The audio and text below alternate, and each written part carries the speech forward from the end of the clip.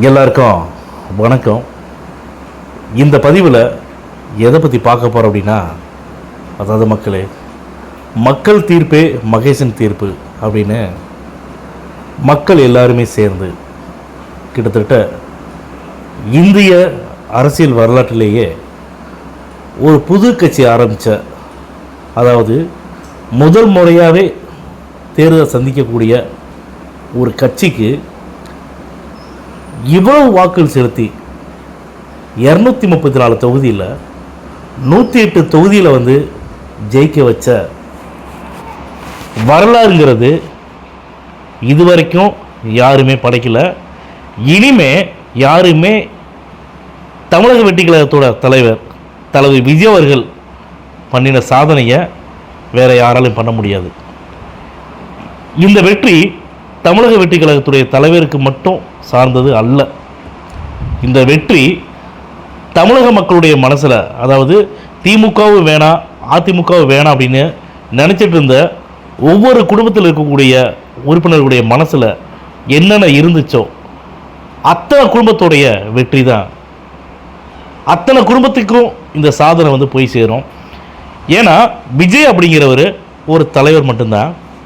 அந்த தலைவரை நம்பி தமிழக மக்கள் இந்திய அரசியலமைப்பு சட்டத்தில் இந்திய அரசியல்லையே இவ்வளோ பெரிய சாதனையை நிகழ்த்தினது யாருன்னு கேட்டிங்கன்னா தமிழக மக்கள் தான்.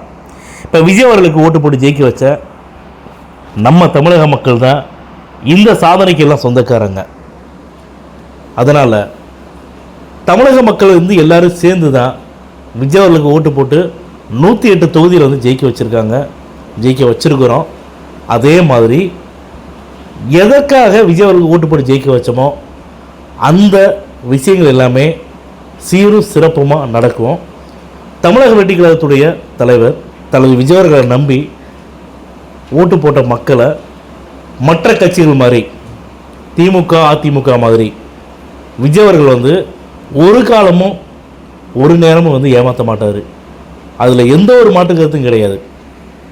யார் என்ன வேணாலும் சொல்லட்டும், விஜய் அவர்களுக்கு அரசியல் அனுபவம் இல்லை அப்படிங்கிறத உண்மை. ஆனால் இருந்தாலும் அந்த அரசியல் அனுபவம் இல்லாத விஜய் அவர்கள் மக்களை ஏமாற்ற மாட்டார். மக்களுக்கு நல்லது பண்ணுறதுக்கு அரசியல் அனுபவம் தேவையில்லை. நல்ல மனசு இருந்தால் போதும், நல்ல மனுஷனாக இருந்தால் போதும். தமிழக மக்களை, தன்னை நம்பி ஓட்டு போட்ட மக்களை எந்த ஒரு தலைவனும் ஏமாற்ற மாட்டாங்க. நிச்சயமாக விஜய் அவர்கள் ஏமாற்ற மாட்டார். 2026 மட்டுமல்ல, தமிழ்நாட்டோட அடுத்து வரக்கூடிய தேர்தலிலும் முதலமைச்சர் விஜய் மட்டும்தான்.